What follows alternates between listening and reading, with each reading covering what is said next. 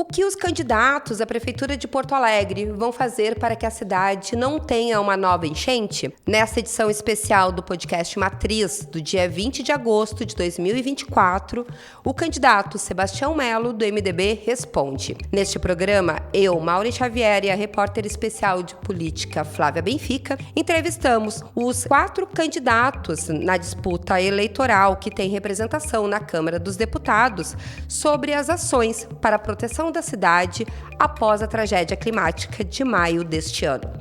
A ordem de divulgação é Sebastião Melo, do MDB, Maria do Rosário, do PT, Juliana Brizola, do PDT e Felipe Camozato, do Novo, seguindo o tamanho das bancadas.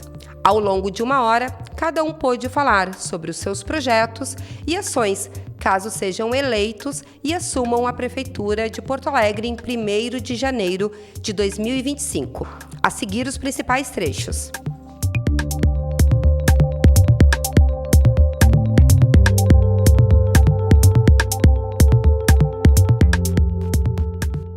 Primeira pergunta é, o que o senhor, a partir do dia 1º de janeiro, vai fazer para que não se repitam os casos que a capital não seja alagada? Como combater as enchentes em Porto Alegre? Eu sou prefeito da cidade, né? Sou prefeito e sou candidato à reeleição. Então eu não posso esperar o 1º de janeiro para tomar providências. E creio que qualquer prefeito que estivesse no meu lugar faria o mesmo, né? Já tomamos providências, por exemplo. Então já há uma empresa vencedora para refazer 2 diques, que é o dique da Fiergs e o dique do meio da Vila Brasília. Então já há empresa vencedora, já o governo reuniu com a comunidade e anunciou então uma obra de 9 milhões, né? Bom, nós também nesses últimos 35, 45 dias, nessa governança, né, de proteção de cheias, dos 14 portões nós já tomamos uma segunda decisão, nós vamos fechar 7 deles.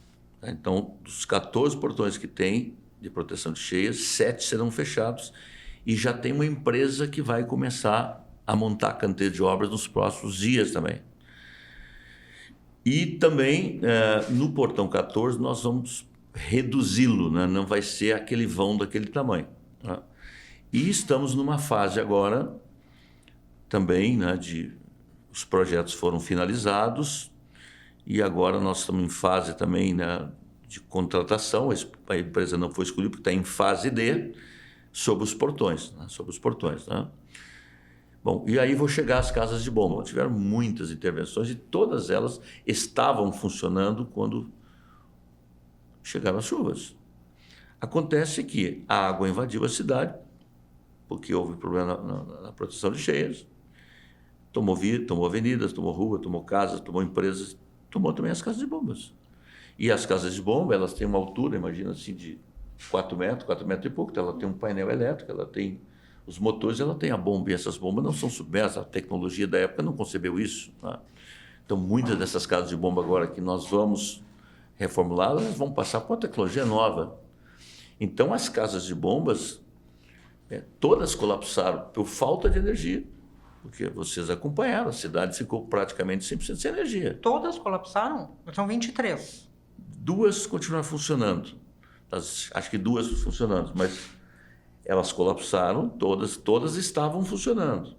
As 23 estavam funcionando, correto. Tá. E depois elas foram sendo retomadas, né, a cada dia, era 3, era 4, era 5, até nós chegarmos ao ponto de retomar todas as casas de bomba.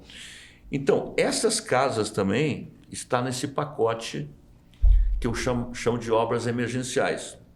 É tudo recurso municipal? Então, vamos lá. Obras emergenciais, tá? Esse valor orçado pelo escritório de reconstrução, que está ligado ao gabinete do prefeito, tá? Ele orça essa recuperação emergencial em 500 milhões, tá? Ou seja, R$500 milhão. Bom, nós temos conversado com o governo federal, já apresentamos parte desse processo, e se o governo federal não aportar os recursos numa mesa de negociações, e eu espero que isso aconteça, evidentemente que esse gasto não será feito da noite para o dia os 500 milhões, até porque 500 milhões hoje não tem, né? Parte desse dinheiro nós temos, tem financiamento pela frente, enfim. Bom, eu espero, num processo de cooperação, Porque se o sistema é competência do governo federal, o artigo 21, inciso 18 diz: proteção de cheias é competência do governo federal. Então, ele concebeu e executou. Não investiu ao longo desses tantos anos, né? E aí, então, se ele não aportar o recurso de forma negociada, eu vou entrar na justiça se prefeito for. O senhor falou que parte desses 500 milhões a prefeitura tem. Sim, nós estamos botando... Veja bem, falta sempre dinheiro para tudo. Mas eu tinha o destino de mais de 200 milhões para as outras obras do DEMAI em outras regiões, todos concebidos, né? E eu, então, mandei segurar para dizer, esse dinheiro, por exemplo, desses primeiros gastos que eu estou fazendo, eu vou tirar do caixa do DEMAI, porque do caixa da prefeitura não tem nada. Mas eu estou desvestindo outro santo, porque eu estou tirando aonde estenderia a rede de água, troca de rede, porque a manutenção, nós são 3.200 quilômetros de rede de Porto Alegre. Você imagina isso de um lado e do outro, de uma rua. Canos que estão a 40, 50, então eu estou tirando dinheiro, eu não podia tirar. Agora, nós estamos numa mesa de negociações, que eu espero que a gente possa avançar. Mas a gente, por uma questão de equidade, nós vamos falar do ano que vem. Essas obras emergenciais são os diques e as casas de bombas? Não, portões e fechamento de portões. Tá. Não é só um dique, não é só 2 diques, são vários diques, são 5. Tá? É os diques, as casas de bombas. Quantos diques? Que ou extravasar ou romper são 5 diques. Tá. 7 diques, na verdade. 7 diques, o senhor disse. 7 diques, tá. Tá, são 7 diques que vocês vão fazer uma interferência já no primeiro momento. Eu chamo de... Então, assim, eu vou tentar responder a tua pergunta, tá? Bom, as obras emergenciais, nem todas elas ficarão prontas até o final do ano. Então, Sim. quem for o prefeito ou a prefeita que for eleito ou reeleito, bom, porque eu não imagino que qualquer prefeito ou prefeita que vai ser reeleito não vai terminar as obras emergenciais do emergencial. Não, eu só estou tentando... Assim, Agora, as obras emergenciais são 7 diques, diques, fechamento de 7 portões, redução do portão 14, que daí é um 8º, certo? Isso. E as casas de bomba... E com portas novas. O que é comporta? Todas. Nas que vão ficar abertas, né? São 14, 7 eu 7 estou fechando. fechadas, 7. 7 eu tenho que... Tá. E... Começando pela 14, que demonstrou uma chapa bem diferente das outras, né? Então, isso são obras emergenciais. Tá. Bom. E então, agora vamos olhar para 2020. Sim, isso são obras emergenciais que custam o conjunto 500 milhões. É isso? Exatamente. isso. Orçado. Tá. Isso, mas... E também, né? Não, quando eu digo fechamento das comportas, é a continuidade daquele muro da Mauá, né? E tem um laudo que já está quase pronto também do muro da Mauá para saber se ele tem que ser reforçado ou não. Então, nestas obras emergenciais também envolve o muro da Mauá. Mantém o muro. Essa é a outra. É. Mantém o muro, tira o muro. Aquela questão, aquela discussão sobre uma alternativa.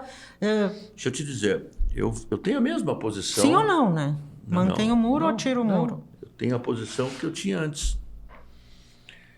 Eu nunca defendi derrubar o muro. Eu sempre defendi que se tiver uma tecnologia tão segura ou mais segura que o muro, ela pode ser substituída. Isso eu defendi lá atrás e mantenho essa mesma posição. Tá, e você já tem não tem uma conclusão sobre isso. Não, eu estou dizendo o seguinte, mantém-se o muro. Se tem o Cais Mauá, que é um projeto que é importante para a cidade, se apresenta uma tecnologia altamente segura, que você pode ter placa que sobe, que desce, que o mundo está cheio disso, tão seguro quanto o muro, ou até mais alto, qual é o problema? Agora, eu nunca defendi derrubar o muro.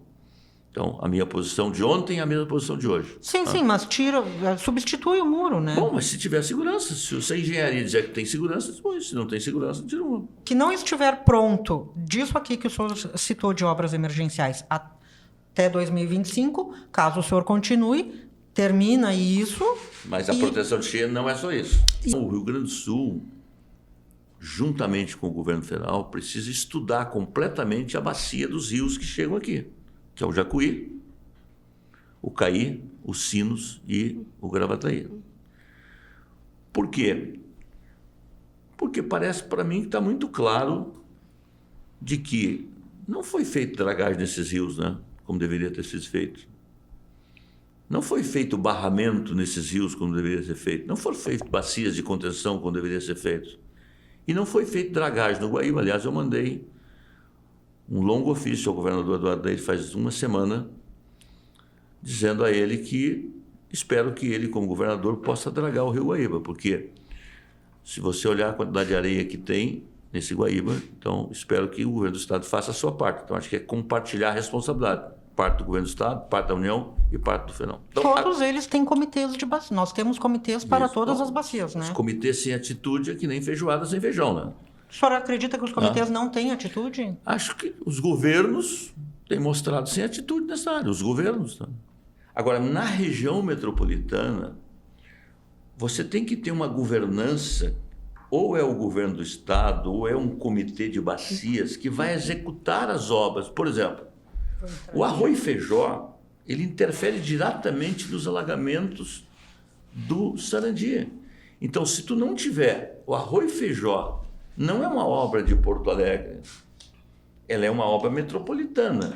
Então, quando o governo federal quer fazer, ele faz. Quando ele não quer fazer, ele diz que passa recurso do PAC, né? Então, o senhor está dizendo que esse projeto que está no PAC de 2,5 bilhões, até agora ele só está no papel aqui. Não, ele não foi publicado em portaria, e até onde sei informações é que eles não têm orçamento ainda para publicar as orçamentos. O que o senhor vai fazer? Então, eu vou fazer a minha parte, Flávio. Vamos entrar nessa parte da drenagem. Eu vou fazer a minha parte. Não, ok, eu vou lhe agora, perguntar tu está qual querendo que eu faça a parte do governo federal. Não. E do Estado? Não, eu estou lhe perguntando. Nessa questão da drenagem, inclusive, teve um encontro onde foi exposta essa questão do PAC. E ali tem 2 projetos que não tem proponente definido. Tem os projetos que são da prefeitura, ok? E tem os 2 projetos esses, que são projetos grandes, eles vão totalizar 3 bi, é esse de 2,5 bi e um de quase 500 milhões, que daí é mais de um município, que é justamente do que o senhor está falando, né? O que o senhor defende? O governo do Estado assume a gestão dessas obras e depois assume também a responsabilidade, no caso de... Né? O governo do Estado assume, algum dos consórcios que já existem de municípios assume, se cria um consórcio novo, se faz uma PPP. A minha posição é o que a melhor governança apresentar. Se for um consórcio metropolitano da Grampal, não há problema nenhum. Se é o governo do Estado que assume, não há problema nenhum. E se for o governo federal também, não há problema nenhum. O melhor é o que saia do papel. Mas o senhor prefeito... O senhor vai defender o quê? Alguma coisa o senhor vai defender? Sim, mas eu estou dizendo, mas se tu está numa governança, entendeu? Se tu tá agora, quem é que vai cuidar também depois da obra pronta? Porque eu tenho que discutir. É fazer a obra e a manutenção da obra. Eu penso que tem que ser ou o governo federal ou o governo do Estado.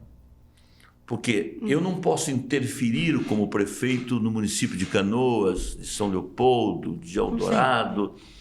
Isso é uma interferência de gestão. Agora, o governo do Estado, ele gerencia os 497 municípios. Então, se tem um consórcio que pode nos coordenar em proteção de cheia, ou é o governo do Estado, ou é o governo federal. Não precisa criar outro consórcio. No seu entendimento, o governo do Estado pode perfeitamente... Pode, olha, eu vou assumir a obra metropolitana e...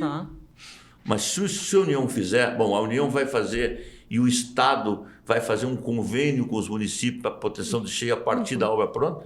Então, acho que é uma governança de boa. Agora, eu acho que tem uma outra coisa que talvez não permeou aqui, mas para mim está muito... Uma coisa é obra compartilhada, que é Bacia do Gravataí, Arroio Feijó. Outra coisa são os PACs de Porto Alegre. Vou dizer em letras garrafais, maior do que o anúncio do Correio do Povo. Nenhum PAC para Porto Alegre, nenhum PAC metropolitano sai do papel neste ano. 2024. Então, tudo isso que nós estamos falando é para a partir de 2025. Eu queria aproveitar, não sei se a gente vai fugir, mas assim, também para seguir uma linha.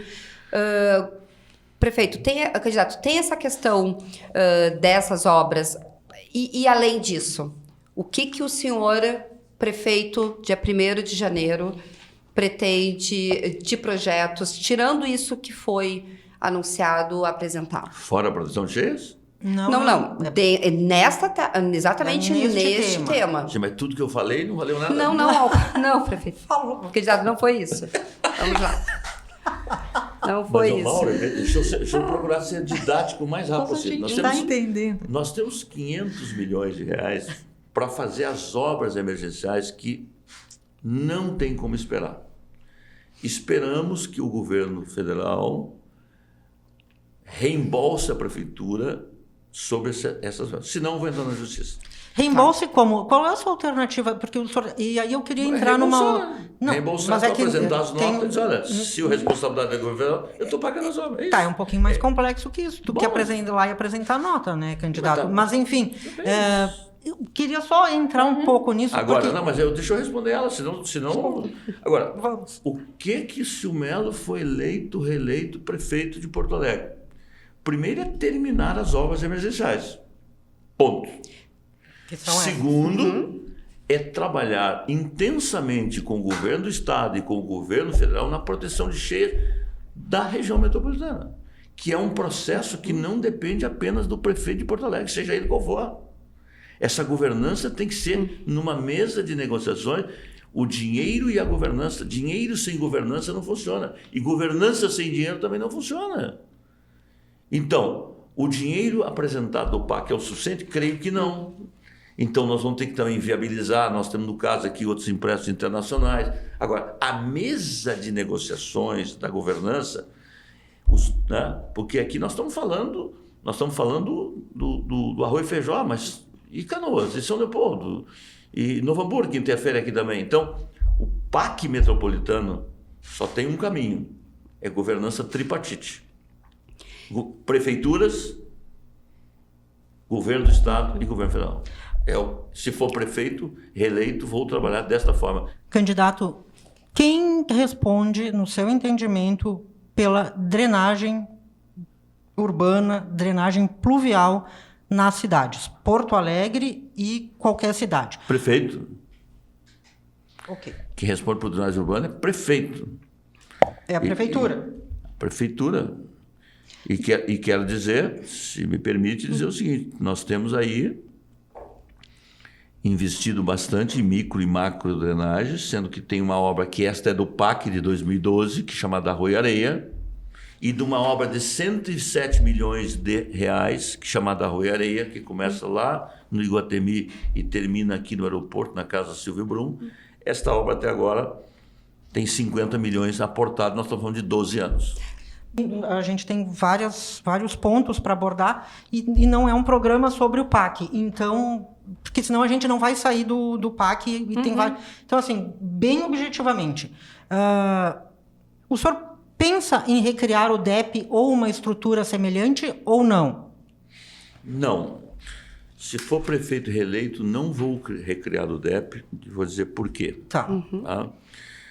Eu penso que o tratamento, a questão pluvial precisa melhorar dentro do DEMAI. Eu acho que ele chegou lá em 2019, 2020, passou por vários planos de adaptação, poucos funcionários, que a maioria hoje, quase todos aposentaram. Então, como aquilo não foi concebido no DEMAI, reconheço que houve uma transição difícil. Mas recriar o DEP, uma nova estrutura, quando hoje...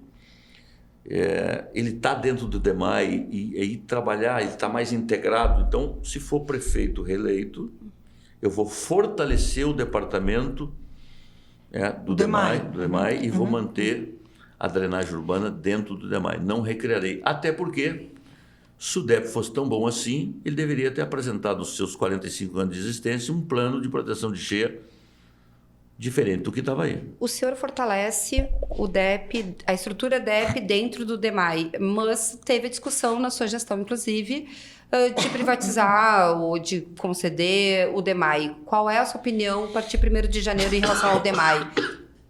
Muito bem. E fortalece como? Dando mais estrutura, botando mais gente, vai fazer mais concurso? Tecnologia. Já tem concurso do DEMAI encaminhado. Tem concurso em andamento já. Para quantos servidores?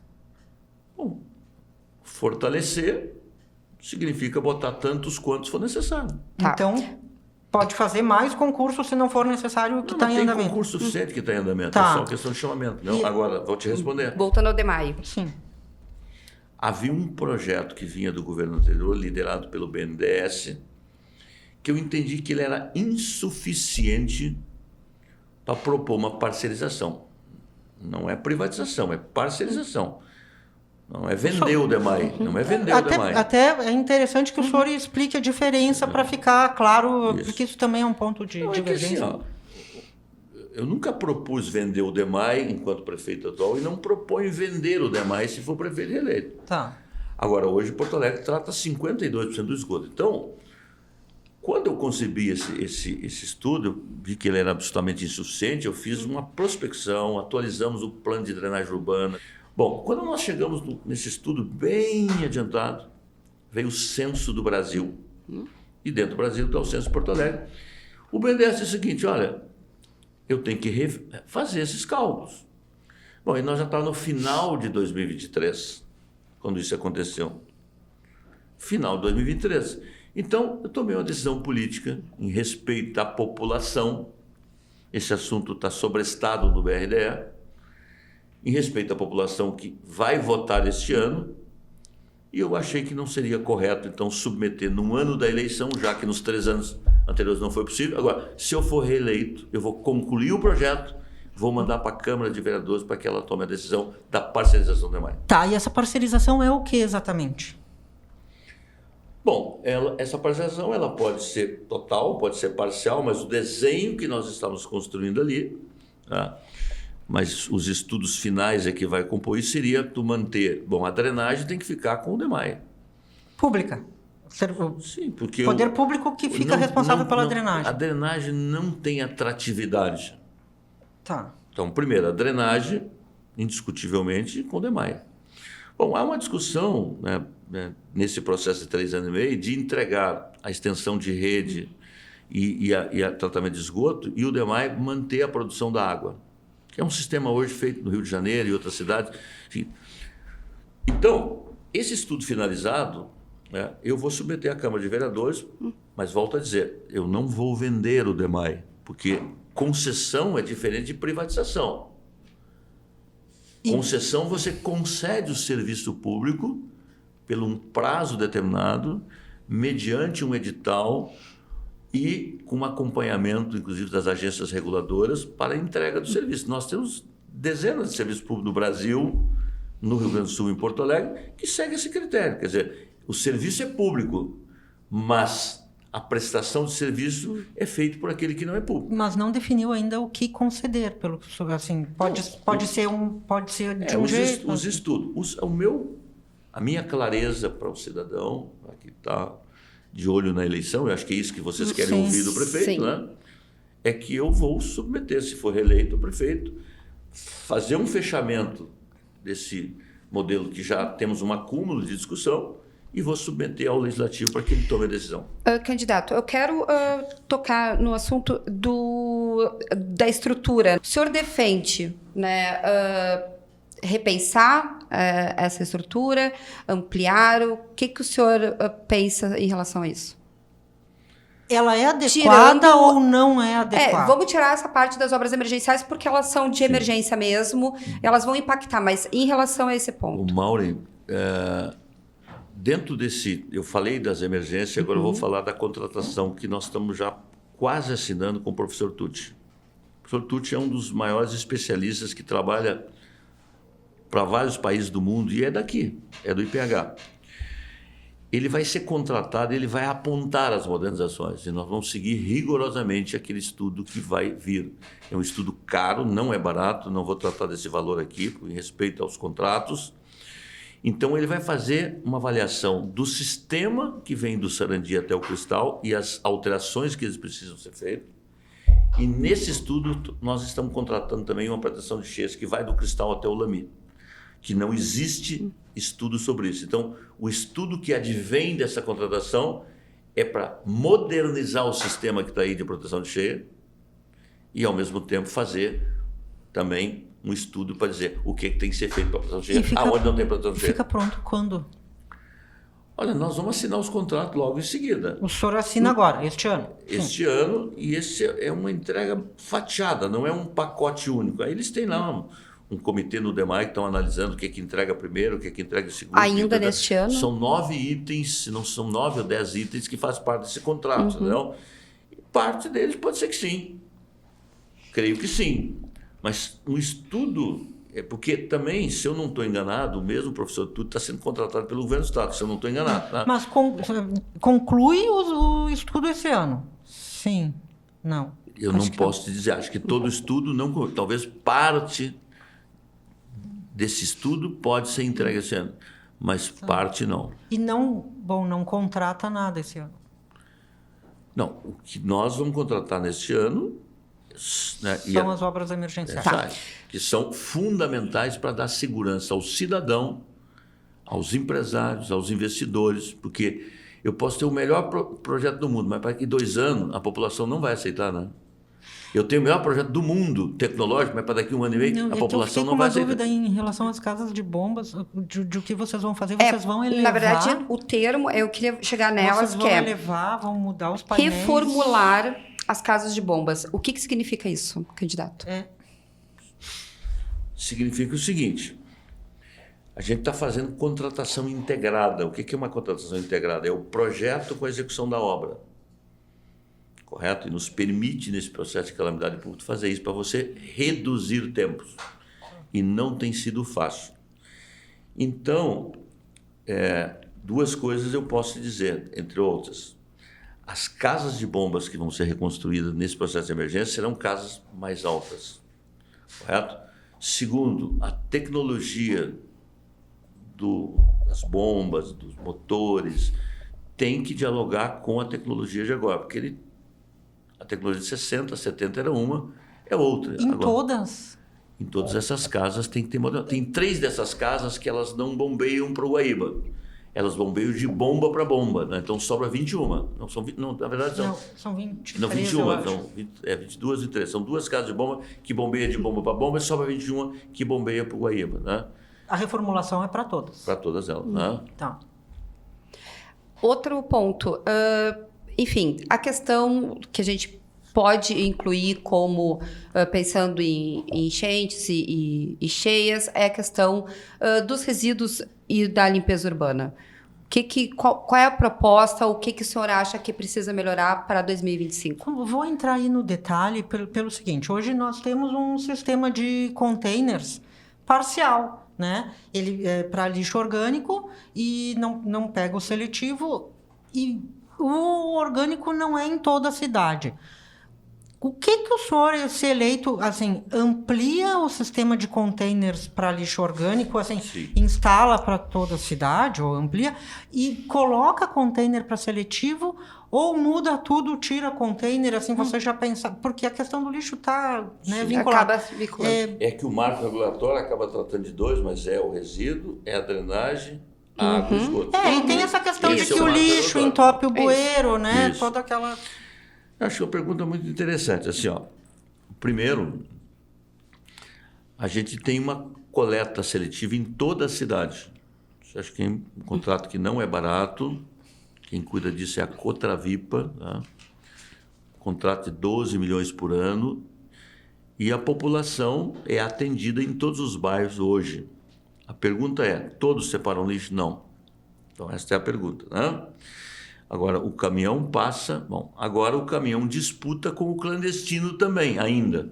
Também isso é vida real da cidade. O carrinheiro, né? Ou não carrinheiro com os clandestinos. Também isso é verdade. Tá? Nós temos 93 bairros. Dos 93 bairros, 19 bairros é atendido ou totalmente ou parcialmente para a chamada containerização. Ou seja, o container, o centro é um exemplo dele. Tá? Esse sistema foi concebido lá ainda no governo Fortunati, né? E se colocou apenas lixo orgânico e que as pessoas botassem o lixo seco do lado do container. Bom, o que a gente vê na vida real é que todo e qualquer container que você abre, você vai encontrar lixos misturados. Tá?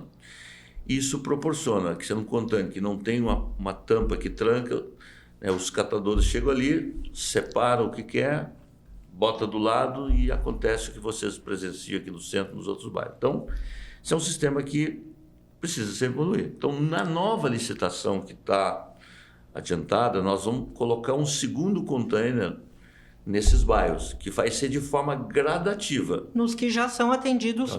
Tá?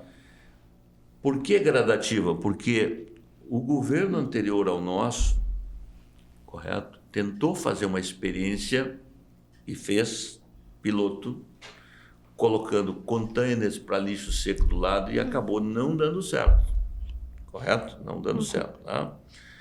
Então, esse é um sistema que depende da gestão pública, independentemente de quem esteja lá, mas aquilo que eu chamo de educação ambiental, que é fundamental na vida de uma cidade.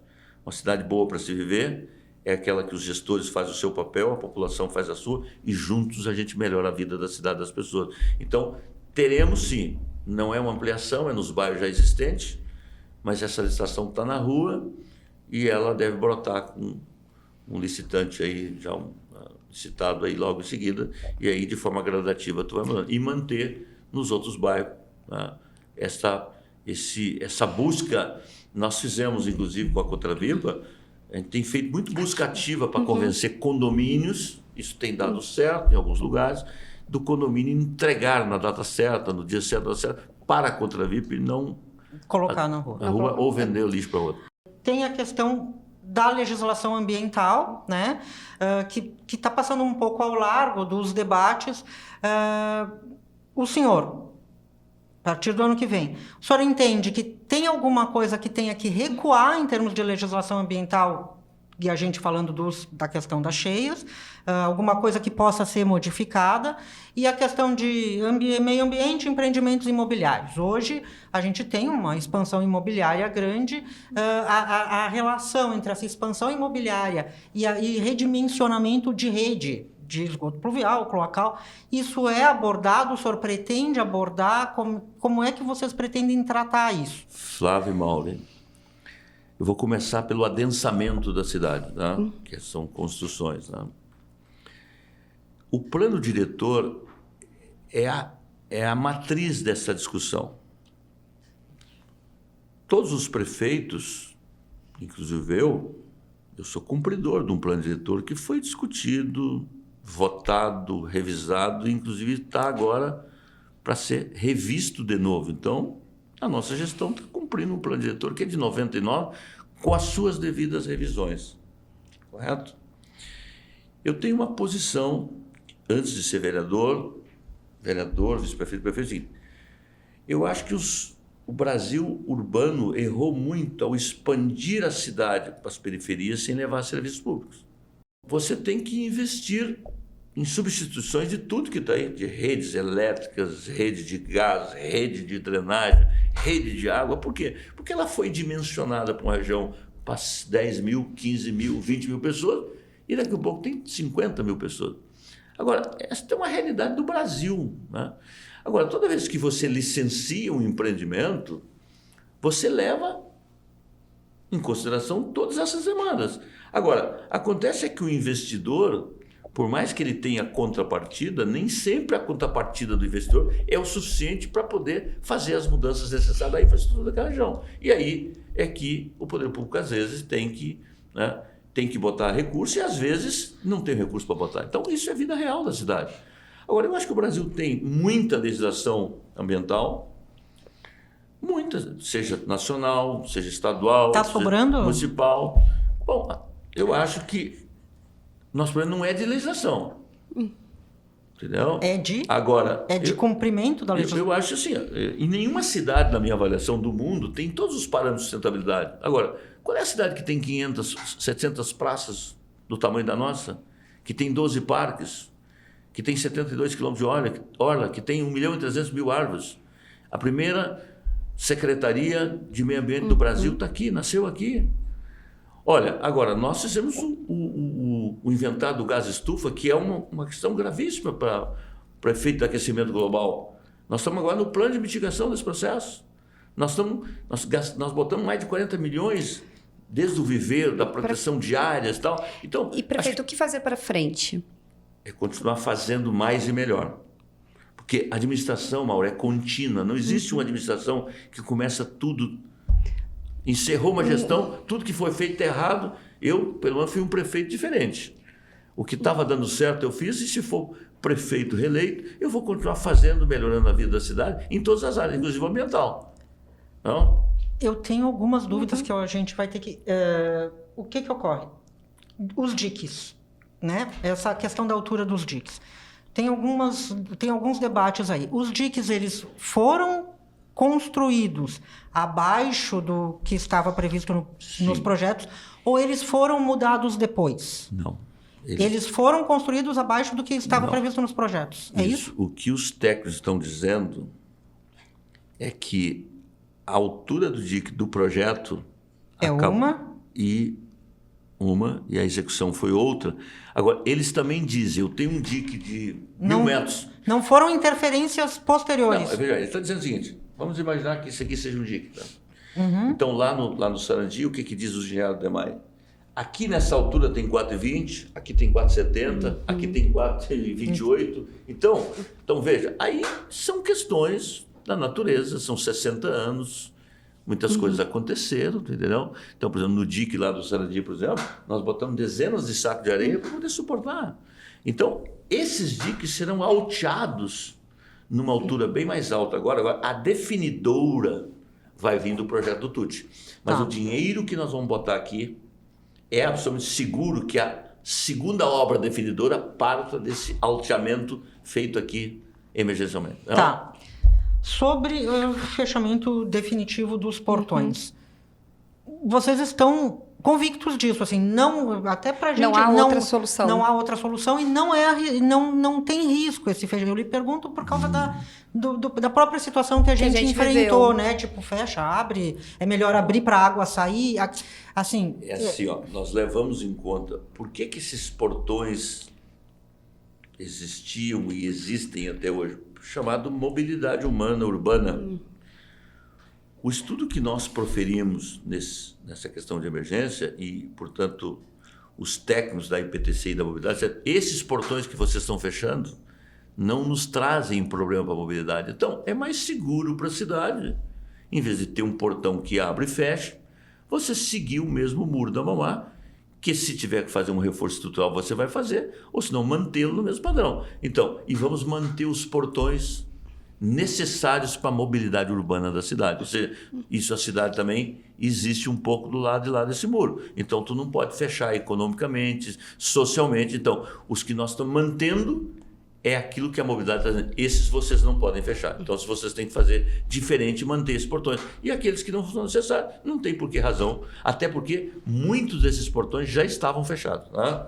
Questão do estudo. O estudo que o senhor está referindo é este. Assim, também teve uma discussão, contratação de consultorias internacionais. Qual é o estudo? Assim, a ideia é não contratar consultorias internacionais, contratar entra o IPH, não entra o IPH? Na emergência, até agora não tem nenhuma contratação internacional. Na emergência, nós temos as obras de contrato integrado, que é projeto com obra junto, empresas que se habilitam a partir de um termo de referência que o DEMAI lança, e os estudos para o futuro da proteção de cheia é feito por um gaúcho chamado Tucci, que é do IPH. Então, esse contrato que vai ser assinado conosco é com ele, não é com a consultoria internacional. O que nós estamos falando de uma consultoria internacional é para as ilhas. Aí é outra coisa urbanística, que não tem a ver com proteção de cheia. Então, as ilhas era um dos pontos, porque ali a situação não foi de maio, né? Na verdade, ali é uma situação, né? E o senhor sabe melhor do que eu, que é muito contínua. Só que ali também tem questões culturais, tem questões... Enfim, é complexo. Qual é a sua proposta para essa região? É retirar aquelas populações? Manter... deslocar para outro local? Enfim, qual é a sua proposta? Olha... Um governo democrático não impõe nada, ou convence ou não convence. É uma coisa chamada pertencimento, que é o de mais caro para as pessoas. Né? As ilhas não nasceram ontem, nem ontem. Elas são 5 ilhas e ali nós estamos falando de 8, 9 mil pessoas que moram ali. Tá? No nosso governo, só sai das ilhas quem quiser. Não sairá nenhuma pessoa por decreto ou por determinação. Não, eu lhe pergunto em relação às enchentes, Bom, né? É que assim, ó, dessa população... todas as ilhas têm problemas de proteção de cheia. Todas elas, tá? Bom, o que se pode nesse estudo que nós estamos parcerizando lá com universidades e parceiros da Holanda, é que existem alguns lugares do mundo que você faz aquelas casas com pinotias, ou seja, 2 metros, 2 metros, 2 metros, 2 metros. Então, nas manchas da ilha. Agora, hoje tem pessoas que moram ao lado do rio. Lá no rio. Então, essas pessoas, é uma questão de convencimento. Eu vou muito nas ilhas, por exemplo, agora, na penúltima vez que eu fui lá, quando eu estou caminhando acho que é pela Martim Poeta e tal, daqui a pouco tinha 50 pessoas na rua dizendo, prefeito, nós não vamos sair daqui. Eu não nasci aqui, minha avó daqui, sou pescador. Então essa questão, ela não é singela, assim, tira as pessoas, nós não vamos tirar ninguém. Agora, as pessoas que quiserem sair, a prefeitura vai ser parceira, né, de um cadastro para que elas possam... Né, Perfeito. Desculpa, candidato, mas assim, aproveitando exatamente isso, tá, beleza, remover ou não remover. Tem outra coisa que a prefeitura pode fazer para daqui a pouco amenizar o impacto? Das cheias naquela ilhas. Região, na região das ilhas? Eu vou aproveitar e vou, para a gente finalizar, né? Qual é a sua proposta? Se existe alguma proposta para sistema de alerta para a população em relação às cheias, né? É só porque a gente tem mais porque a gente minutos. não tem muito tempo. Maura, esse estudo de proteção de cheias, né, que vem do professor Tucci, complementando com esse trabalho da Holanda, há de dizer qual é o caminho para as ilhas, tá? Correto? Então, isso é para o futuro. Tá? Quanto à prevenção, eu diria que nós estamos devendo muito para o Rio Grande e para a região metropolitana sobre prevenção. Nosso sistema de prevenção muito ruim até o momento. Para o sistema de alerta, nós reformulamos a Defesa Civil de Porto Alegre, nós botamos 30 para dentro, nós tínhamos 12 apenas. Temos uma sede... 12 servidores. Botamos 30 na nossa gestão, passou para 42, tá? Tinha 12 e colocou mais 30. 30 passou para 42, tá? E dentro desse sistema que está aí, do Escritório de Reconstrução, nós estamos trabalhando na questão de alertas também, tá? Agora, nós queremos criar uma defesa civil voluntária nas 17 regiões do orçamento participativo, porque a melhor defesa para a proteção de cheias em caso é o convencimento dos próprios líderes, porque eu me lembro que eu estava com megafone em cima de um caminhão do Exército tentando convencer as pessoas para sair das ilhas e as pessoas não convenceram. Então, esse é um trabalho que é tecnológico, mas é também de convencimento das lideranças. Esse é o ponto, prefeito. Quando a gente estava com essa questão dos alertas, é exatamente por isso, porque tem que avisar em tempo hábil das pessoas saberem o que, mas as pessoas também têm que saber o que fazer. Lhe pergunto, qual a proposta para que as pessoas sejam alertadas? O senhor falou de conveniar e aumentar a defesa civil. E o que fazer? E elas vão para onde? Então... Tipo assim, eu não tenho para onde ir, vou para onde? Deixa eu lhe dizer assim, isso chama-se plano de contingência, tá? Correto? As pessoas me perguntavam sobre a cheia de agora e o protocolo. Eu disse, sobre essa cheia não dá para discutir, porque desse tamanho nunca aconteceu. Nós tínhamos protocolos para outras cheias, né? Então, eu acho que o sistema de alerta dialoga com várias coisas. Entre elas, assim, vem uma chuvarada dessa. Qual é o plano de contingência para acolhimento? Porque a grande desorganização se transformou na maior organização que eu vi. Dentro desse produção de cheias, tem que ter um forte programa de contingência em caso de acontecer de novo o que nós não esperamos que aconteça. E o que faz isso como? Faz como? Fazendo? Não, como? Okay, mas como? o que inclui esse programa o que prevê fazer? Por exemplo, eu vou para onde? Assim, eu sou alertada como? É WhatsApp, SMS, e aí e me diz o quê? Primeiro, para tu ter um programa de contingência, você tem que ter um sistema de previsão preciso. Porque o primeiro alerta que tu fizer que não for correto, nunca mais a pessoa sai. Então, passa-se por uma revisão geral de prevenção no Brasil, especialmente do Rio Grande do Sul e de Porto Alegre. Nosso centro de previsão é precário. Por exemplo, nós temos ótimos meteorologistas. Os melhores do mundo estão aqui. Mas eles chegam para o prefeito e dizem assim: prefeito, nas próximas 24 horas vai chover de 70 a 140 milímetros. Aí tu pergunta, mas vai ser às 10 da manhã? Vai ser o meio-dia? Vai ser a meia-noite? Ah, prefeito, eu não tenho elementos para isso. Então, você precisa ter tecnologia. Bom, a chuva vem em que velocidade? Qual é a velocidade do vento? Quando é que ela chega? E aí você tem que ter réguas para medir os rios. Porque se eu estou falando que a água que caiu lá em Passo Fundo só veio chegar em Porto Alegre 3 dias depois. Qual é o volume desta água, a velocidade desta água? Então, para tu ter um plano de contingência, não é porque começou a chover em Marau ou em Passo Fundo, não. Você tem que preparar para as pessoas saírem nos próximos 3 dias. Então, o plano de contingência dialoga com prevenção diretamente. Prefeito, mas aí é responsabilidade do governo do estado, no seu entendimento, porque essas réguas, enfim... Bom, eu acho que assim, não existe proteção de cheia de um município numa cidade que é banhada por 4 rios e que tem 23 afluentes. Candidato, a gente tem aí menos de 1 minuto. Eu quero agradecer demais a sua disponibilidade para essa conversa, né? E que pena que foi só 1 hora. Mas, enfim, deixa E vocês me apertaram muito pouco também. Deveria ser um pouquinho mais. Mas a gente pode marcar outra. Deixamos a fala final, por favor, candidato. Mauri e Flávia, especialmente aos nossos leitores aí do Correio do Povo, é o seguinte. Acho que o momento é de esperança e de confiança. Confiança de que nós juntos vamos superar, né?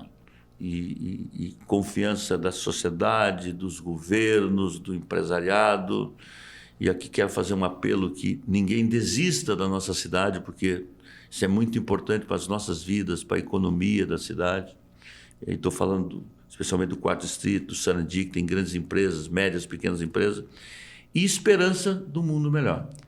As perdas que tivemos nos trouxe muitas dores, mas as dores também nos geram esperança, porque sem esperança não há vida.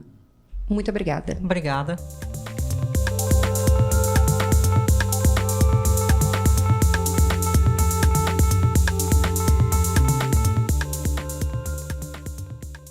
A entrevista também está disponível no site e na edição impressa do Correio do Povo. Esse programa teve roteiro de Flávia Benfica, captação e edição de Wilson Bravo. Até a próxima!